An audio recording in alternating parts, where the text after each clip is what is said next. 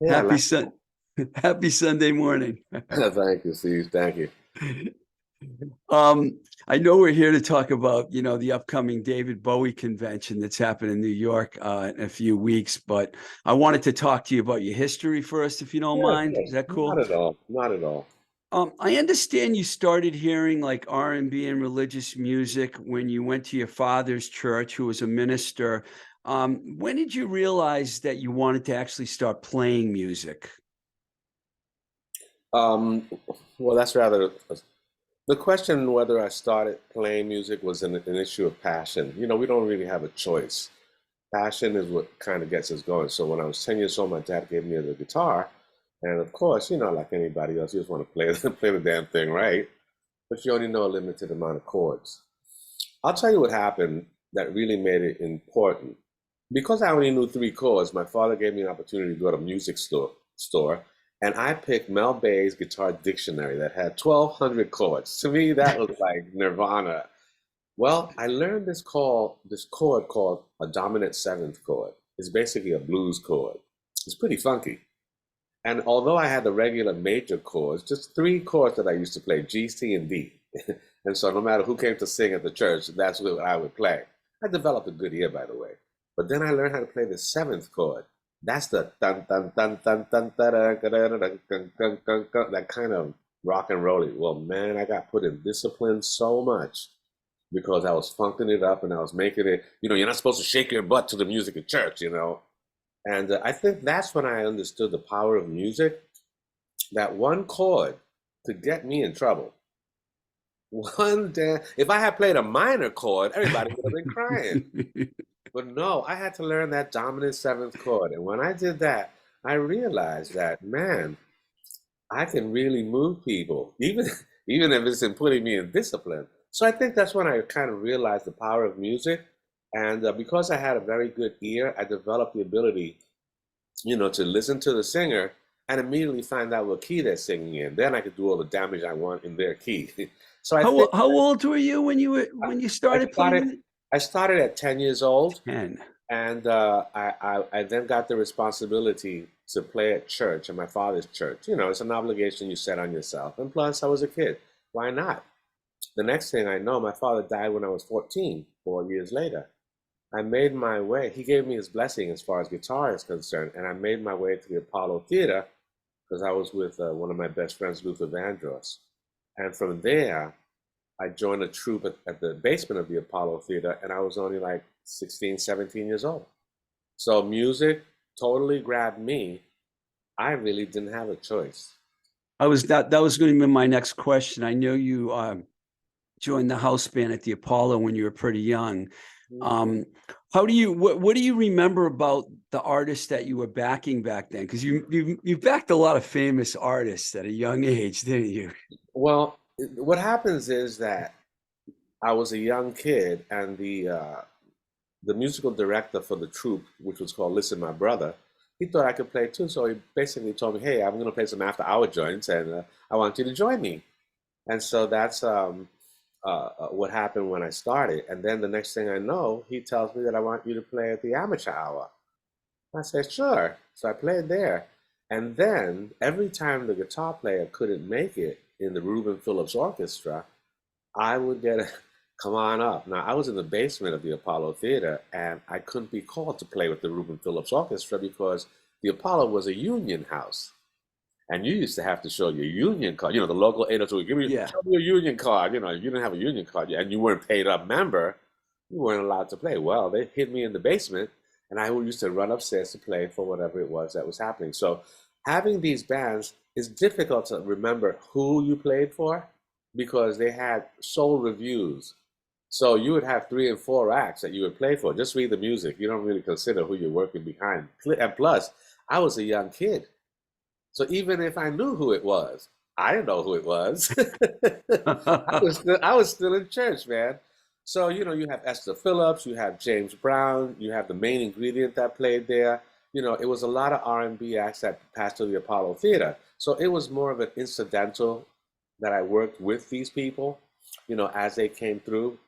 So for me, it was just the experience of being there. Who was it specifically? My God, it's been so long. I don't remember those reviews or any of those shows for that matter. Well, I do know that you ended up going on tour with James Brown, but before that, Listen My Brother, that was a band that you formed with Luther, Fonzie Thornton, your future wife, Robin Clark. Was this the same band that did the Sesame Street? Yes, we didn't actually form it. We were part of a elite type of 16 kid troupe that was put 16. together by the Apollo Theater. And what the Apollo Theater was doing during those years after the Harlem riots, the Apollo Theater represented a lot during those years. Remember, we only had a few entities that did that. You had the Harlem Boys Choir, you had the Voices of East Harlem, and you had Listen My Brother. And so these troops of kids, they were the ones that performed all around. So Listen My Brother performed. You know, there's this movie called the Summer of Soul. Oh, That I was love it. Love it. well, we were there. We were the closing act. So if you look at the credit, I mean, they couldn't put everybody that performed there, but if you look at the rolling credits at the very end, you'll see at the very bottom, Listen My Brother. Wow. And I was going to so, say, I didn't remember seeing that in the film, but I did yeah, see the yeah, film. because when you see the credits at the end, they couldn't put everybody that was at the show. They only put the Right. stars that would bring. But if you look at the credits, they have to give credit to everybody that was there. And there, you'll see, Listen My Brother. Oh no, we were involved in everything. We used to play in Marcus Garvey Park, all the festivals that they had in Harlem. We were young, and it was amazing. It was just amazing. And it was put together by a gentleman called Peter Long, who used to be the booking agent at the Apollo Theater. How did you end up from that point going on the road with James Brown? Well, what happened was he had this heavy guitar player. I have no idea what happened to him, and he was the one that was performing with them at the Apollo Theater when they performed at the Apollo Theater. Later on, I found out that something had happened to him, and then I was called by one of the members of the band if I wanted to join them, and then that's basically the way that I did it. I didn't stay on I didn't stay on the road very long, and the reason was that I didn't know that James Brown used to find people. And so once I was on stage, and you know how he's, let's take it to the bridge, let's take it to the bridge. I kind of, after a few, let's take it to the bridge, I kind of lost interest. And when he said hit me, I didn't hit. When I got my, later on during the week, when I got my little envelope with my paycheck, there was $20 missing. And I was like, hey man, there's $20 missing out of my money. And there, oh yeah, Mr. Brown said you didn't hit it, so and so and so and so. To which I said, well, is there anything else that I should know? Because I was pretty, it's not right that you should dock me and you don't even tell me what the hell is going on here. And so he said, no, you're fired. And so yeah, it's what they call they have what they call pickup bands. And James Brown came down to the rehearsal studio and in his kind of dialect that he spoke, basically told us all, I can pick a guitar player up from the street right now. Everybody knows my music. And during those years, you used to have a lot of pickup bands. Why? If you don't know how to play James Brown, then you need to put the guitar away. And Yeah. so these experiences allowed me to understand very, very clearly, dude, I don't need 1,000 credits with you. I just need one. And so this allowed me to kind of just calm down. I'm not really there to fight, and I've got a pretty peaceful demeanor. So it was easy for me to just walk away. And then I got another job and another job and another job. I think one of those jobs, I'm sorry. I'll tell you one job that you might not mention. Man, at RCA Studio, during the times when I was working there, I had a chance to play with Peter, Paul, and Mary. What? Yeah, Wow. they called me as the electric guitar player in a live performance album that they were doing at RCA. They brought in the audience, they put in the tiers in Studio A, and they gave a live performance singing with their acoustic guitar and me on electric guitar. To me, that was amazing. I mean, yeah, James Brown, yeah, David Bowie, yeah, I got that. But man, Peter, Paul, and Mary, I was an electric guitar player for an acoustic band like that. Those are iconic moments that kind of they're important as a guitar player because these people that are iconic, and these are moments that only happen once in a lifetime. I did miss that, as a matter of fact. I Yeah. was gonna It's crazy. BG, all these Cyndi Lauper. It's like, whoa. You Yeah, got your list is amazing, and I'm going to try to hit as much as I can. I know you joined the Main Ingredient. You mentioned them before as a touring musician, and that band was really an exciting moment of your early career, wasn't it? oh my God, they were the ones that introduced me to the road. They had lost their singer and they had reformed themselves into the Main Ingredient, and now they had a hit called Everybody Plays the Fool. Yeah. And they finally now had a chance to leave the local regional market and do tours all of the. Now, let's explain the Chitlin circuit, man. It's not like we had a bus, you know. Everybody rent a car, pile in the car, and drive to, you know. It was pretty rough, but we were young.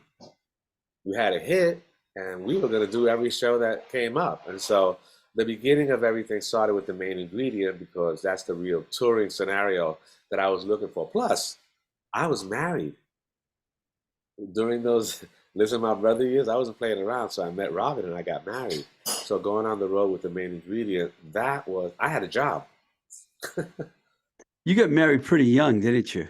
Yeah, yeah, in 1970. Wow.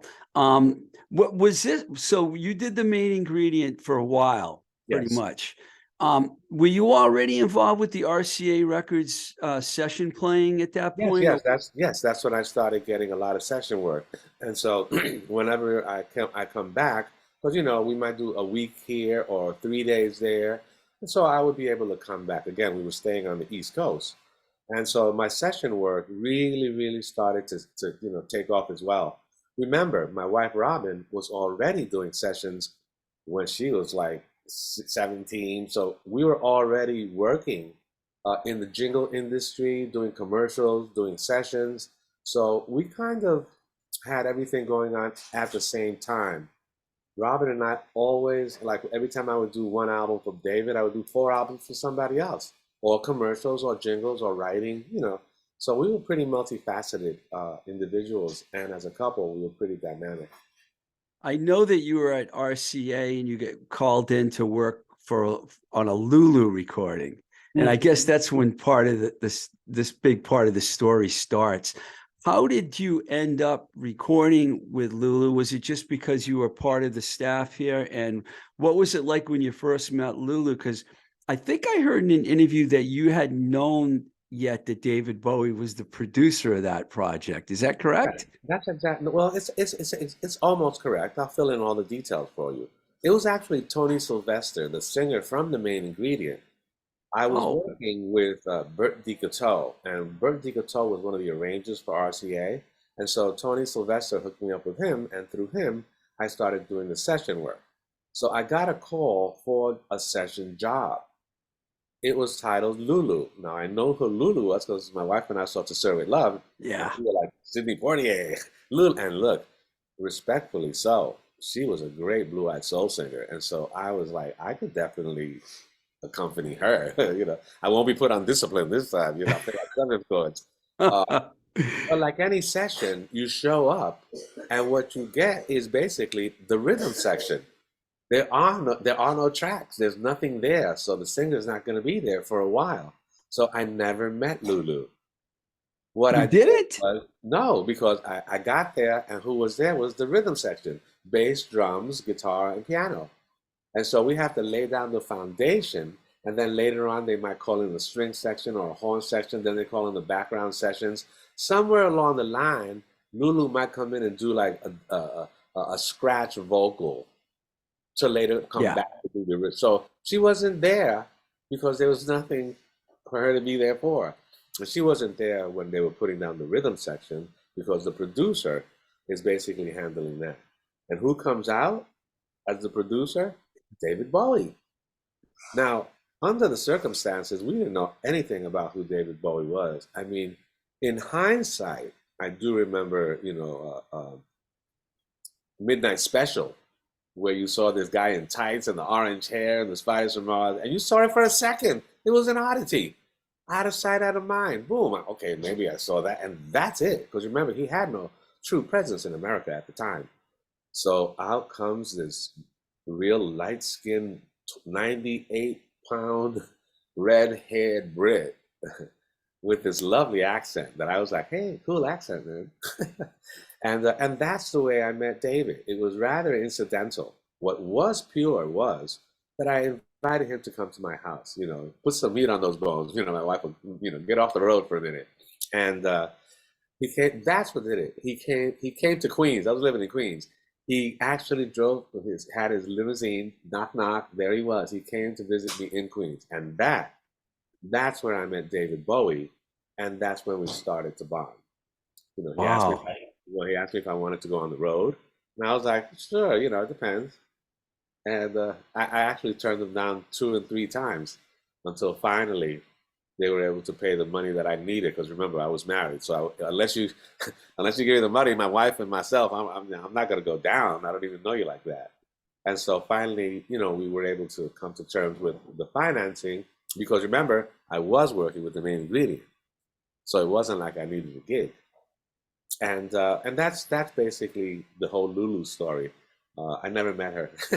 I did hear about the fact that they offered you, like, I remember hearing an interview that you did, and I even remember the numbers. I think you said you were making $800 a Yeah, week with the main ingredient, and yeah, David Bowie's manager offered you 275.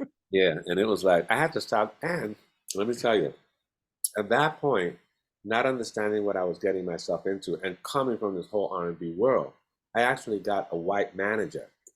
And the reason I did that is because of my total ignorance about this whole rock and roll thing. And remember, that rock and roll thing had gotten me in trouble when I was a kid. So I knew, I don't know what the hell's going on with this. So do this right and get a manager that can represent you. Well, I was sitting on the couch listening to them negotiate and trying to get that number up from two something. So finally, I had to just say, gentlemen, look, here's the deal. I'm already making 8. You're not even near it. So if you can't even go near it, we don't need to do this. I mean, you can understand 200. You need to tell these people how much I'm already making. The value of my worth, I've always had that. And so it wasn't necessary for me to take any job like that. So I had to turn it down. And I turned it down the second time when he was doing the Tower Theater. And then he comes and he says, "Oh man, he wanted the sound of Philadelphia. They had recently had that, Soul Train theme, and he wanted R&B, and he wanted it in Philadelphia." And that's when, I can't get this band. I'm really feeling, ugh. And I was like, "Dude, that's what I do. Let me hook you up at RCA. That's all I do is R&B. What are you doing, And he said, sure. So we got there, and then Robin and Luther came to visit me, as we always do, because we were always together. And that's the way we got gigs. You hang out with your friend, and maybe, oh, what do you do? Oh, I sing. Oh, you sing a little. And so next thing you're doing the gig, and that's the way they got in. So the whole R&B thing came in with the Lulu thing, but it proceeded later on to roll once we established a relationship. And I think that that's what kind of solidified everything. The minute David came to visit me, that's when we kind of bonded. And I think that we mutually respected each other as well. Because you know what? When somebody turns you down once and twice, there is a certain amount of respect that you get for that person because, they kind of honor their own needs, I guess. So I think that we started out respectfully and we maintained that to the very end. You actually answered one of my questions before I asked it, because I was going to ask you about Robin and Luther going with you to Philadelphia, and they were kind of just going as bystanders. And then something happened in the studio, and they ended up singing. Can you talk about that for a second? Well, while we were listening Young back, Americans, the yeah, we were song, right? listening. Yeah. Yeah, we were listening to the Young Americans and the playback of it, and like Robin and Luther always do, they always hear parts and stuff. So when they heard it, they were like what we call call and response. When David says Young Americans, Luther and Robin, Young Americans, here's a young, all right. And when they went all right, this, how musicians do. When they nail it, they just start laughing. All right, yeah, girl. David overheard them. Excuse me, love. Can you do that again, love? And the next thing you know, they did. They said, oh, can you do that on the mic? Sure. And like I told you before, Steve, that's the way we got gigs. Just do it. Incredible.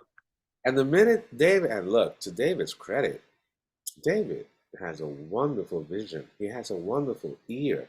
He has a lovely mind's eye. he can see things and he can hear things and immediately put them, you know, in effect. And so that talent was evident even from the very, very beginning. And you've heard many times about his ability to kind of put you in his mental Rolodex, you know, and come back to retrieve it a little later when his need comes up. And so I think that as a procurer of talent, he really was able to immediately notice what he had and immediately employ it. And that, I think, is a real a talent of a visionary. And so we immediately got hooked up with David through that little incidental. And then the next thing you know, he's asking him to do the background vocals on the whole album. And then Luther calls in his own background singers who later were to record his first album, Luther. So basically, David had the whole Luther ensemble on his record, kind of like heralding the approach of Luther Vandross and his sound and his background singers. I saw a clip on the Dick Cavett show with all those were the same singers, right? Absolutely not. What we had is a troupe of singers that was available to David, which was Ava Cherry, and who was Warren Peace, who was McCormick, and Jeffrey McCormick. And what happens is those two people only needed to have then Robin and Luther. And so you only had four people on the Dick Cavett show, but I think you had something like six. You had Anthony Hinton, you had a Diane Sumner as well, who were part of Luther's group for the recording. But when they did it on stage, they didn't have that large an entourage. I'm impressed that with all the things you've done, you can remember the Dick Cavett show appearance. You know something? Thank goodness that we learned it so hard at both ends. And that's to the credit of David, who made me realize, yeah, we can party hard at night, but in the afternoon, we can also visit the Louvre or visit the museum or, you know, and so I was able to continue. I was always self-taught. And so I continued my education while I was on the road and really took in as we traveled more international, which we'll probably talk about later when David turned international. I was able to take full advantage of all those places that we were able to visit. Were you surprised, because it's highly documented that David Bowie partied very hard? Were you able to were you surprised by how he could handle himself through all this partying and he was able to get so much done? I wasn't surprised because I was in it. And so we have to understand my role is a little different than everybody else's because as the band leader, I'm the in between everything. And so I even found that David can be controlled. And so at one point, instead of going out, we decided that the best thing for us to do is have these rooms in our hotel that are connected. You know, during those years, you can just get like the even side, and they're all on the same. And during those years, you also had a door in between the rooms. And so what we would do is we would close off 4 or 5 different rooms, only have one entrance coming in, one entrance going out, and then David didn't have to go out. He would just come to our room, knock on the door, and now you got 4 or 5 rooms of party in the hotel, and it was very, very exclusive. And so we learned how not to spread ourselves too wide. You know what I'm saying? Yeah. So containing yourself was very important. Also, we should note a few things. Number one, we just finished doing a show that finished at 9 or 10 or 11 o'clock. Do you know how much adrenaline is pumping through our system? You really think that we can go to sleep? I mean, let's just be sensible. There is no way you can go to sleep. And so what do? Yeah, you party hard because you're trying to knock yourself out so you can go to sleep. The next morning, you wake up as you wake up. I can wake up anytime I want. Why? I'm not going anywhere. All I have to do is go downstairs, get something to eat, and start it all over again and go to sound check. And so even when you find, let's not do that. Let's leave the show and somehow go to sleep. Have you ever gone to sleep and wake up more tired because you slept too long and now you're yeah. mopey? Do you know what it's like to be mopey and then have to do a show because you didn't party? You try to call that adrenaline up when you hit the stage, and it takes you almost half a show before the adrenaline comes. It is strange, the touring is strange, and a lot of people have to understand that physically it changes the way that you perceive yourself. And look, when we finish and we come off the road, how do you think we feel when we're home? And 7 o'clock hits, and I'm at the table.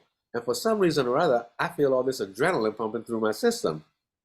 Do you think my body tells me, hey, you're not on the road? No, my body said, it's 7 o'clock, and I'm getting ready.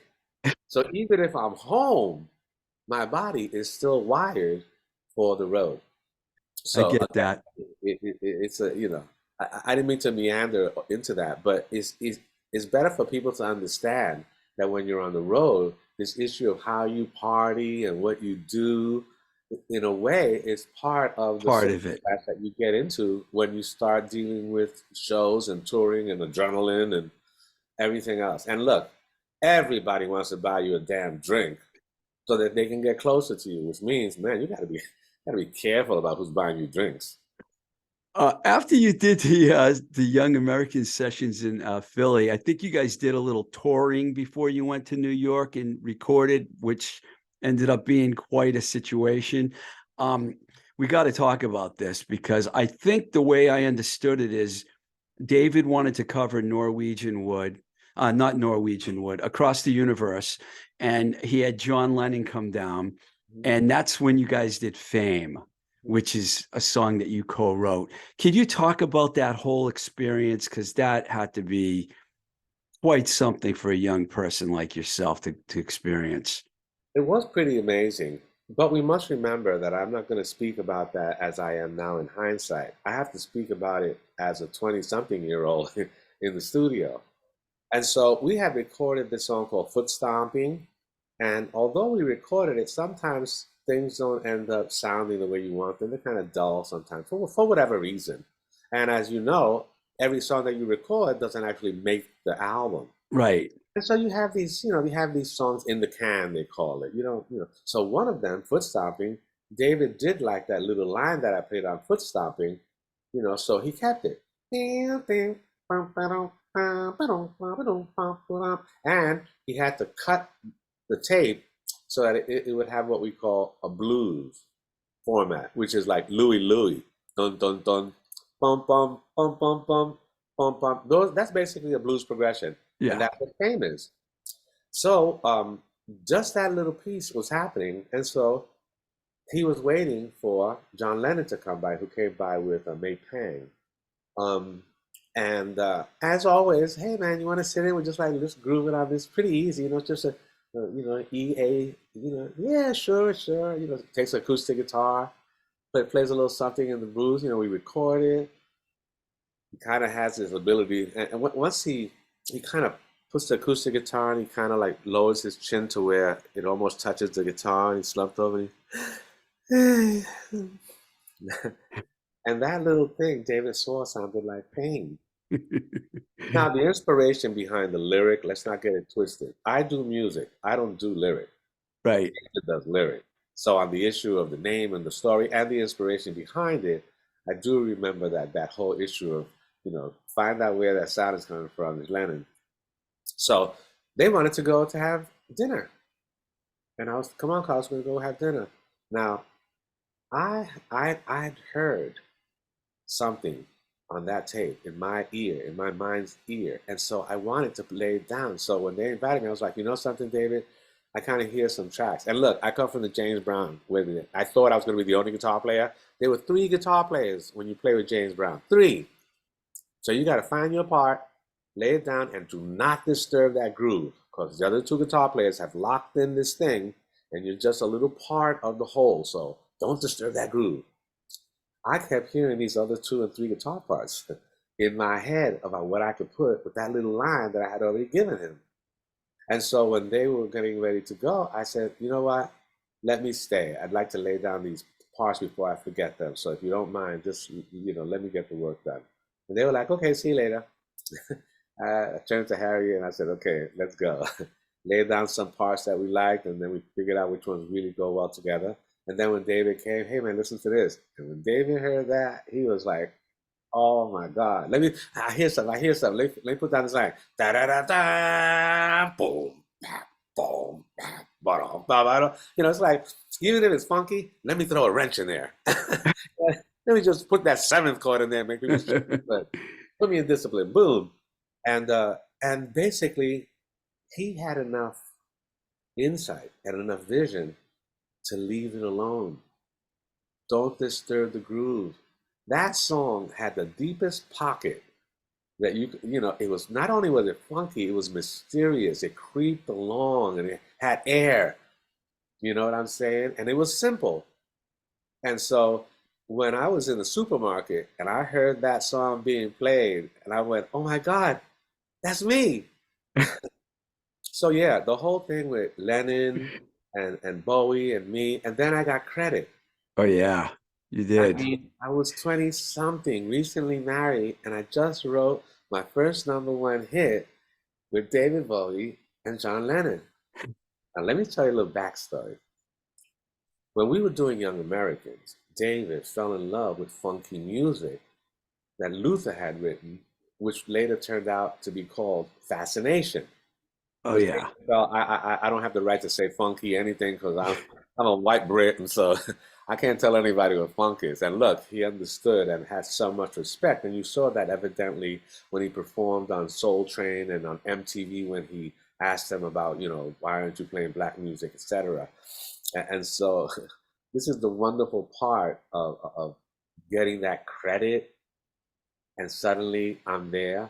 Luther swore that the first single was going to be Fascination. And when when David chose Fame, oh man, that Luther was like, damn it, Carlos. Could have been me, man. But he later went on to release his first album, Luther, and the rest is history. Yeah.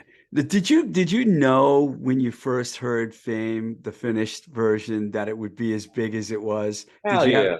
You did? Hell yeah. You have to remember the initial intent was to be as black as possible, to do something that would be recognizably soulful.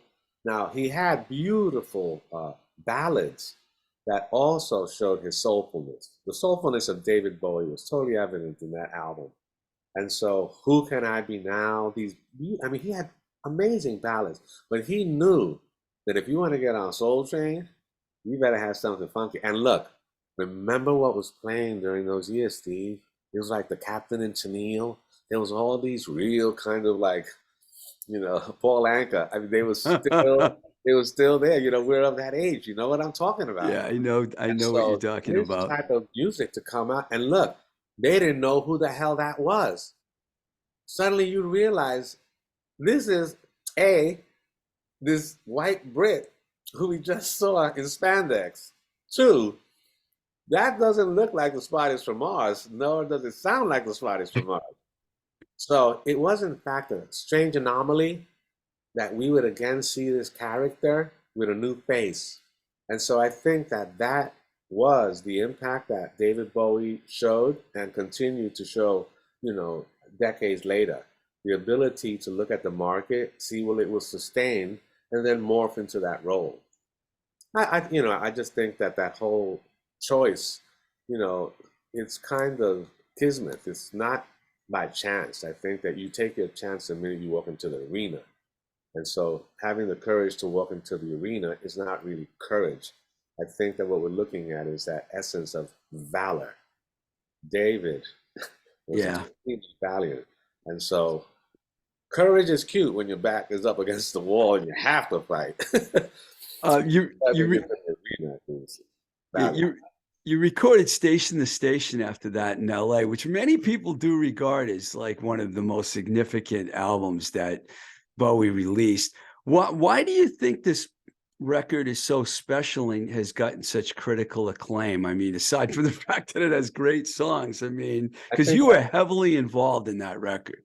Well, let's put it another way. Station to Station was the advent of the damn trio: Dennis Davis, Carlos Alomar, and George Murray. I recently did an interview. I did oh, no, let me put it another way. My daughter says, Dad, you need to get a website. You know, carlosalomar.com. Come on, she was pushing me into the future years ago. And so I said, fine. One of the first things that I did was write a little article called The Making of the Damn Trio. And I told the story of Dennis Davis, you know, and David, you know, that's mad backwards. No, no, no, let's call it the Damn. And so you can see that story on carlosalomar.com. But David wanted something like craft work, something precise, something forceful, something unique. And so what he found was that when he hooked up Dennis Davis, Carlos Alomar, and George Murray, what he got was a trio of possibilities that were endless. You can play something for us, and we'll spit it back at you in 6/4 time and 7/4 time, syncopation like you wouldn't believe, and we don't need a metronome. Dennis Davis was a metronome. You had a drummer that could actually, if there were 13 tom-toms and 13 drums, he would be able to play each drum on a song. So he could play a role with one hand. I mean, jazz drummer who could but he could rock and do everything else. You had a bass player who should be considered a lead guitar player that plays bass. And then you had me with my 1,200 chords trying to lay down as many chords as I can. And you hear the complexity. So what happens is you have to look at what we'll call sound and vision. The sound of the Damn Trio became evident at that point. We could do anything that he wanted. And so you have this experimental thing that starts happening with the advent of this trilogy stuff that we'll talk about. The Damn Trio was able to take what he needed as far as rock and roll is concerned and immediately give it to him on 1 or 2 takes. It just got better. David would have to say, look, that's fine. Well, there's a little mistake over here. We'll correct that, but the feel of that is just fine. So when you have this sound, now you have the vision of David Bowie that's able to now, like we said before, you get him, you know, a Earl Slick, you know, play a little feedback. No. Play feedback for like 2 years. I want to note that'll last till the end of time, you know. All these vision things are so hard for a traditional musician to get his head around because in a way, we're really experimenting. Man, RCA gave us so much money. And so he had money to like stay in the studio. So we have this ability to do all this stuff at station to station, experiment on everything, and imagine recording in Europe and then sending it back to America. The Damn Trio was actually from America, but we're recording in Berlin, this kind of thing, you know. It was really, really an amazing experience. But it showed David that no matter what you want, you can get it with the Damn Trio. And that's why they stayed together as that powerhouse trio that David needed. And it morphed into everything that he wanted, all the way up past that to Scary Monsters, which we went buck wild at Scary Monsters. So tired of slow music. We were like, please unleash us, let us go. So I think that the sound of the Damn Trio and station to station really solidified the possibilities for any kind of experimentation that you want. Let's go. Yeah, you mentioned Europe, and I know you went to, it's heavily documented once again what happened in Europe, in Germany with Brian Eno. Wow, you guys did Low and Heroes out there. That must have been, when you first met Eno, what was that like? It was hard because his intelligence is amazing, but his curiosity is even greater. And so when you start experimenting, the one thing that you must do is listen. He is a great listener. And because of that, he's able to see and hear opportunities the minute they happen and able to nudge you to the left and nudge you to the right, but not tell you, not push you forward. Pushing forward and pushing back, that's on me. But he has a gentle way of nudging you so that you can hear. I'll give you an example. It is the methodologies that we use that define who we are. So as a producer, let's say, instead of having a click track, he has numbers. So he goes 1, 2, 3, and he keeps going until he gets to 1,000. And then he comes to the studio and he said, hey, Carlos, I want you to play something from 29 to 37. And I'm like, okay. Basically, I'm saying, what the fuck are you talking about? But, okay, I'm game, okay. And so he's got 40 or 24 tracks of material already there. He doesn't let me hear that. He just lets me hear 2 tracks of whatever it is that happens when it gets to 29 to 37 or whatever. So I wait, 25, 26, and then okay, play.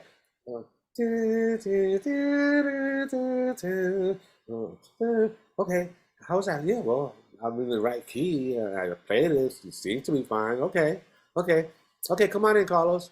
And I go into the control room, and then they put in all 24 tracks. And then I hear, what the hell? All this music come out, and there is my part stuck inside all this music. This methodology of what we'll call now mini sessions, where you only let the person hear this one little part, not allowing them to be inspired by the whole. So you're contained to only address that little piece. Stay in your lane. Don't jam. Just figure what is going to work there, solidify that part, and then do it, and that's it. This type of methodology totally changes the way that you attack things. And later on, I would use that. Also, let's imagine that you're caught in this kind of loop that you can't think. Then he says, hey, pick a card, any card. And he shows me these Brian Eno strategy cards. You pick it, and what does it say? You just returned from the war. What the? What's that got to do with anything? Okay, well, what's that mean? I just returned from the war. Okay, I'm angry. All right, I got it. I'm angry. Play the track again. Breaking Glass. What do I play on Breaking Glass? Boy, I was mad. I hit that part like a damn gorilla. Just why? The card inspired me in a way that I just thought, there's cards that say, go towards your imperfection. That which you think is wrong, amplify it. They're weird kind of things that are put on your brain. So working with Brian Eno allowed me to look at the science of music. And so what I look at now is music is an art form whose medium is sound. So during those years, we were manipulating sound in such a way that most people in our genre don't recognize. For instance, I can ask you right now, Steve, how long is a classical song? You see, you can't answer that, and it's Right. okay with you. And yet, every rock and roll song has to be 3 minutes and 20 seconds. Good point. So David said, nobody listens to the damn B-side of my album anyway. So why don't I just put 3 songs that are like really long, take up the necessary time, and you can play the A-side if you want to. Brilliant, isn't it? Brian Eno influenced me so much that presently I'm a professor at the Stevens Institute of Technology in the School of Humanities, Arts, and Social Sciences. And I'm the founder and director of the Sound Synthesis Research Center for the Performing Arts. Why? Because I wanted to maintain that atmosphere that we started in Berlin, and bring it to Stevens so that the students could, share that experience, that awakening, and realize that you can have different methodologies that will give you different results. And all of that started with the brilliance of meeting Brian Eno. And so that's really, really important. So meeting Brian Eno was one of those times in my life that, I cherish because of the way that it allowed me that awakening. This is probably going to be the most artist-seeked segue ever, but we're going to go from Brian Eno to Iggy Pop. The Berlin trilogy actually started with Iggy. And so, it did? Yes, because we had to go to Berlin to record The Idiot and Lust for Life. Oh, I didn't know you recorded those there. Oh, okay. In 1977, not only did we do David Bowie, we also did Iggy Pop. And so they had to figure out who's going to be released first. Wow. And in 1977, my wife gave birth to my daughter.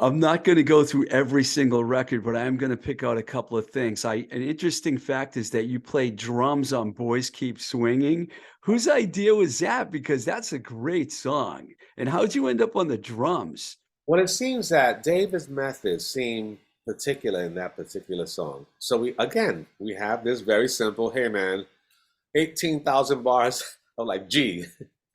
Well, professional musicians like us, oh my God, we can come up with so many amazing things. And David's like, hell no.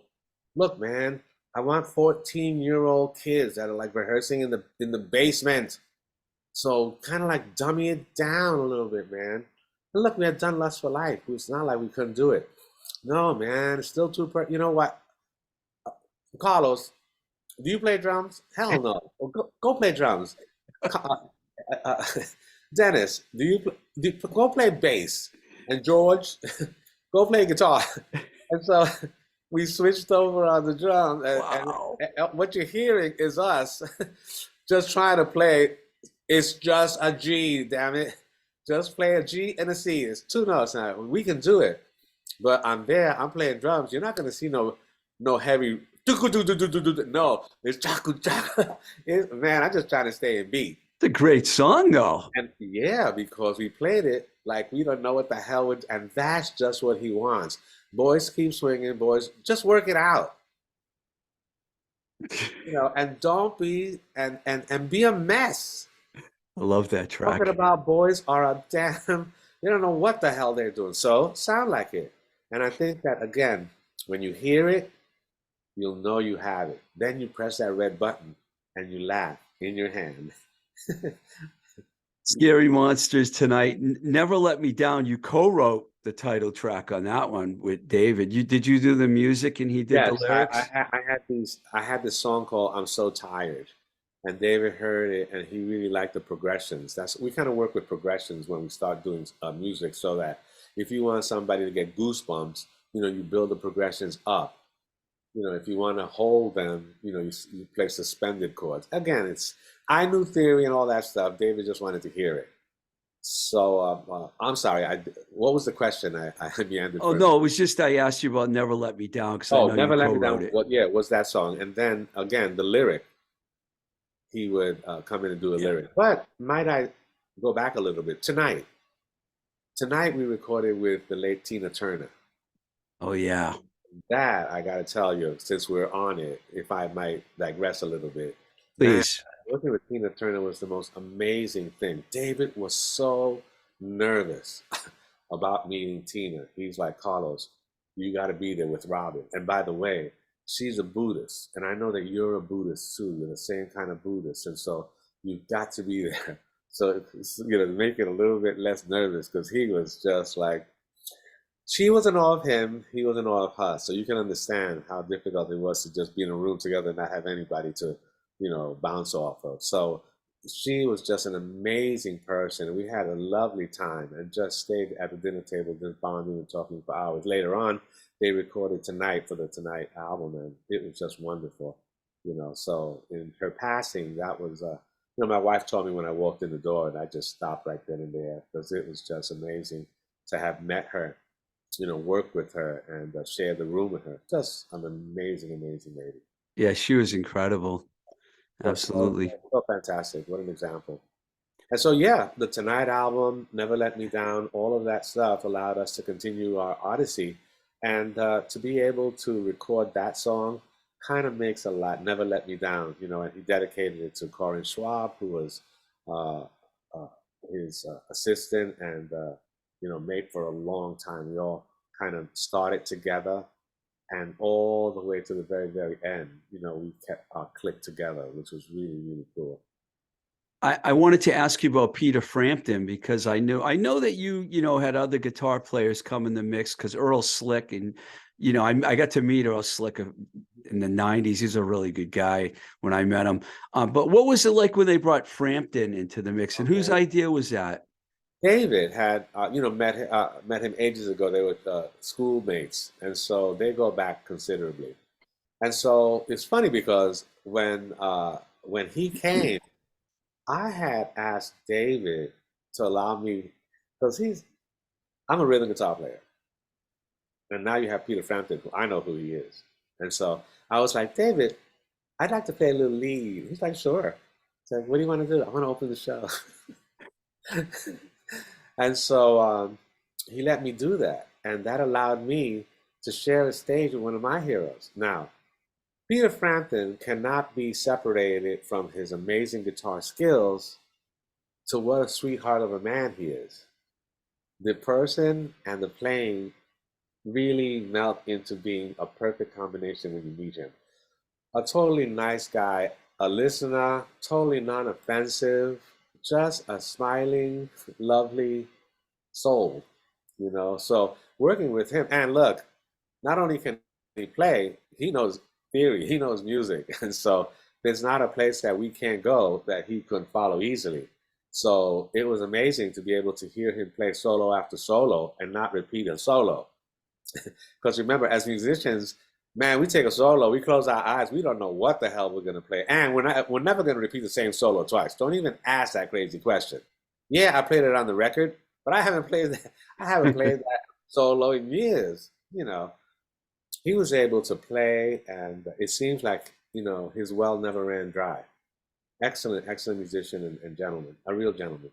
This is kind of a little different question here. I'm not going to keep you forever, I promise. You also worked on Outside, and I have to ask you this question.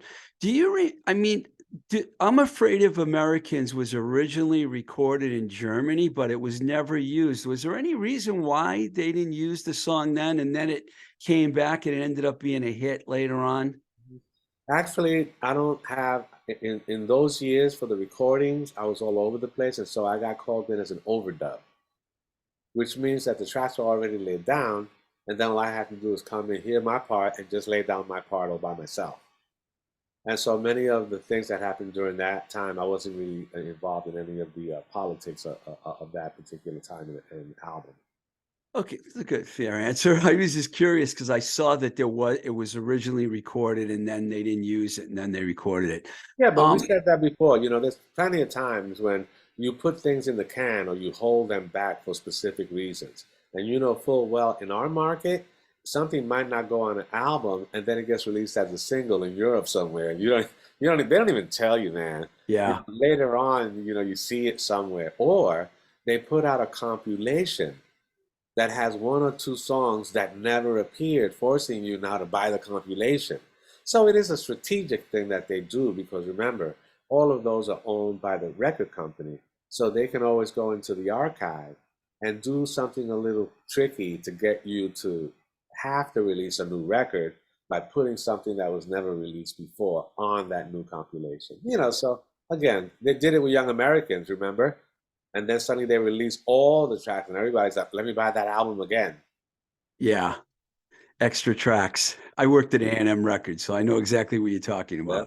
about. You had a great career aside from Bowie. You did stuff with Mick Jagger, Paul McCartney, the Bee Gees. The list goes on and on. If you were to pick something that I would surprise me, like you did with Peter, Paul, and Mary, is there something else that you would say, well, you didn't talk about this? Dude, that's impossible. We didn't talk about any of the international stuff I did. I worked with Cassiopeia, one of the biggest jazz bands in Japan. I introduced Soda Stereo into the Latin market, the biggest band, bigger than any rock band, the Beatles, Rolling Stone, in the Latin market. Soda Stereo was that act. I Wow. introduced them and recorded their first album. We're now trying to get them inducted into the Rock and Roll Hall of Fame. You know, all of these little things that we don't know about, those are the things that iconically mark how I travel. But you know what? I don't really have to talk about the things that I do. They become a point of discovery that people realize, yeah, I'm not the funk meister. I actually have jazz album. I'm producing Axel Tosca right now. That's a jazz artist. You know, I got album of the year for the jazz work that I did with Cassiopeia. I was the president of the Grammy chapter in New York. You know, I sit on the board of trustees of the National Academy of Recording Arts and Sciences, you know, the Grammy people. You know, I helped promote and start the Latin Grammys when I was the president of the chapter. So there's all these little, I'm the distinguished artist in residence at Stevens Institute of Technology. All of these little things that make me I don't really, you either know them or you don't. It doesn't really affect anything, but it means that my trajectory is still ongoing. I can And see so that, man. the odyssey continues. I'm really fortunate because I was ready when I was 10, and I'm still ready, and I'm still curious. And so as long as you maintain your curiosity and you continue to educate yourself, hey, life, bring it on.